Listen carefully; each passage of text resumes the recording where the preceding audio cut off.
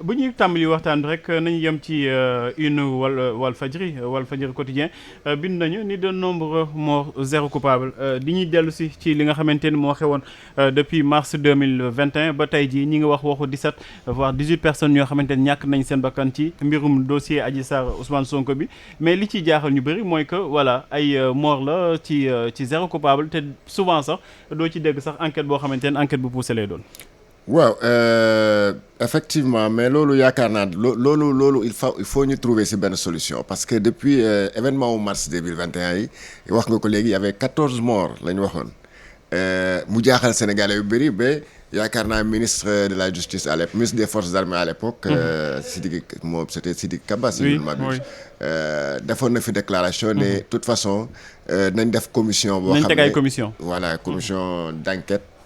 boo xam ne dina déterminer kan moo faat ñooñu soit parce que dañ doon wax ne depuis lors ñëpp a ngi koy dañ koy jiiñante am na ñoo xam ne dañu jàpp force de l'ordre dañ jàpp ne les manifestants dañ leen a infiltrer peut-être que c'est une responsabilité la te de l'autre côté manifestants dañ ne ils rejettent tout en tout cas la responsabilité si force de défense et de sécurité yi donc finalement kenn xamul kan mooy responsable bi donc loolu yaakaar naa war nañ si am solution Assemblée nationale bu ñu ko waxee yaakaar naa ñoom waroon nañ si teg seen commission d'enquête xam en tout cas ñoo xam nu ñuy tojee seen bopp janax mais l'essentiel c'est que nañu édifier Sénégalais sur les responsabilités maintenant encore on parle de semaine bi on parle de 3 morts il y a pas encore de responsable non plus benn responsable rek la ñu mën a situer fu mu nekk nii si 3 morts yooyu mooy peut-être policier bi si ñàkk bakkanam kooku moom xam nañ circonstances yi mu xam ne fu noonu la génnee àdduna boobu moom yaakaar naa responsabilité bi yomb na situer yaakaar naa kenn du ko jiiñ manifestant yi ñeneen ñaari nag ñoom la ñuy laaj kan moo leen faat te apparemment bu ñu enquête poussée bu ñu defee seen ay autopsie sax mën leen déterminer les véritables auteurs de ces tueries là. am nga si yaakaar ñu def enquête boo xamante ni dafay dem ba déterminer responsable lu mbir yu ñaaw yooyu noonu. ah ben il va falloir que opinion nationale bi imposer wu pour exiger à ce que la lumière soit faite parce que quand même c'est hors de question que ñuy wax toujours voilà am na manifestation am na ñaar wala ñetti Sénégal yu si ñàkk seen bakkan tous les jours voilà à chaque fois qu'il y a une manifestation comme ça et voilà on doit passer tout cela par perte et profit je crois que ça ce n'est pas normal dans tous les pays du monde en tout cas dans toutes les démocraties qui se respectent bu amee yu demee noonu mais dañu def ay enquête jëlal kaw Guinée Conakry bi rek seen événement wu 28 septembre yi mi nga xam ne procès bi mu ngi déroulé ba léegi c'est vrai qu'on ne peut pas dire que voilà effectivement diw un certain Massamba wala Mademba moo rey diw mais mën nañu situer les responsabilités autrement maanaam ñu xam ne diw moo yónni ñii parce que responsable noonu lañ ko mën a situer c'est pas facile d'identifier parce que quand il y a un mouvement de foule mënoo identifier les auteurs de ces tueries de façon personnelle individuellement mais mën nga situer les responsabilités loolu la Sénégalais yu bëgg parce que sinon les manifestations naturellement vont continuer au Sénégal yaakaar naa ne sax xam naa boo moytuwul mardi prochain encore ce sera un remake de ce qui s'est passé semaine bi à Ziguinchor ak un peu à Dakar donc bu fekkee ne rek bu manifestation amee à chaque fois que ce procès là bu amee bu ñu programmer procès boobu mu am des morts et finalement avec 0 coupable mais loolu je crois que c'est une prime à l'impunité te Sénégal ne peut pas se payer le luxe de laisser ses fils mourir comme ça comme ñu leen di rey comme ay xar ça je crois que c'est inadmissible. yaa ngi koy wax mais au-delà sax de procès bi nga xamante ni mooy dox ci diggante Ousmane Sonko ak ki nga xamante ni mooy Adji Sarr tey seetlu nañu manifestation yeneen yi nga xamante ne sax du mbirum politique bi bu gën a récent rek wala bu gën a récente mooy bi xewoon Ngor amoon na aussi ay bakkan yu ci root lan moo tax ba souvent mbir yi di dégénérer ba ñiy mujj ci li nga xamante ni moom mooy ay bakkan di ci root ak di ci daal. mais c'est parce qu'il y a pas de sanction. c'est-à-dire bu amulee sanction bu fekkee ne dañu nekk ci manifestation ñu une manifestation boo xam ne dafa soldé wu par des pertes en vies humaines bu fekkee ne benn bakkan la sax yaakaar naa war nañ si jóg ñi nga xam ne ñooy autorités yi jël ay mesures pour identifier les responsables et les sanctionner sinon bu fekkee ne bu amee bu amee mort d'homme te amul benn sanction naturellement léegi ku la lu neex waaye def si ay manifestations parce que da ngay wax ne même su ma reyee nit tamit dara du si génn parce que am na ñoo xam ne rey nañu ay nit te kenn sanctionné wu leen kenn jéemul xam lan moo kan moo def lii ak kan moo def lële. Je crois que ça c'est extrêmement dangereux te la seule manière pour mettre fin à tout cela mooy à chaque fois bu mel noonu lu mel noonu amee waxatuma la sax ay mort d'homme mais même bu amee des blessés graves war nañu mën a def des enquêtes mener des enquêtes pour xam kan mooy responsable bi. comme ni ñu koy gisee ci yenn réew yu développé yi. Absolument. Je crois que ça c'est la moindre des choses. C'est la moindre des choses parce que encore une fois manifestation il est hors de question que nit d'ici ñàkk bakkanam. Peut-être tu me diras que mën na am ay blessé mais am na blessure yoo xam ne sax c'est inadmissible pour une simple manifestation. Encore une fois il va falloir que ñuy raisonner quand même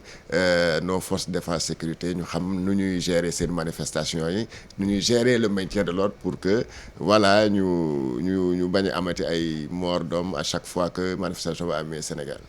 Est-ce que jotul ñu am ay kuréel yu mel ni police des polices quand même pour jéem a saytu takk der yi seen liggéey sur le terrain aussi. waaw mais xam nga loolu ñoom ñoo koy gérer seen bopp ñoom les forces de défense et de sécurité ñoom xam nañu peut-être naka la ñuy def ba de toute façon mën a identifier ñoo xam ne ñooy les auteurs de ces trucs là de ces bavures policières. ñoom war nañ ko xam parce que c'est pas la première fois je crois que étudiant bi bu ñu faatoon fële ci université am na nu ñu defoon ba retrouver en tout cas ba trouver un coupable.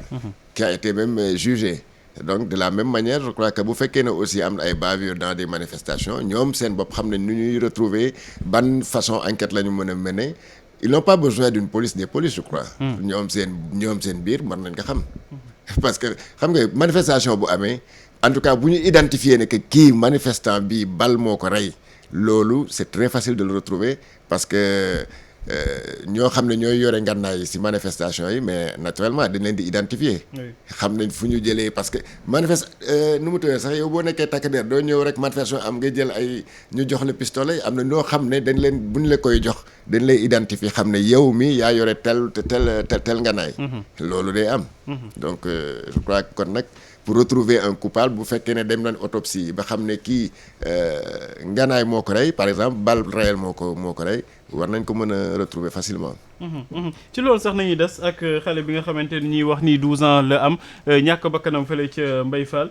ci manifestation yooyu xale yi en tout cas boo déggee li nga xamante ni moom la source a wax mooy que xale bi voilà dafa génnoon seen kër parce que connexion wifi moo jeexoon mu dem ci boutique bi jënd jus bu ma juumul si yoon bi noonu si la ko bal atteindre ci diggannaaw ba mu mujj ñàkk bakkanam est-ce que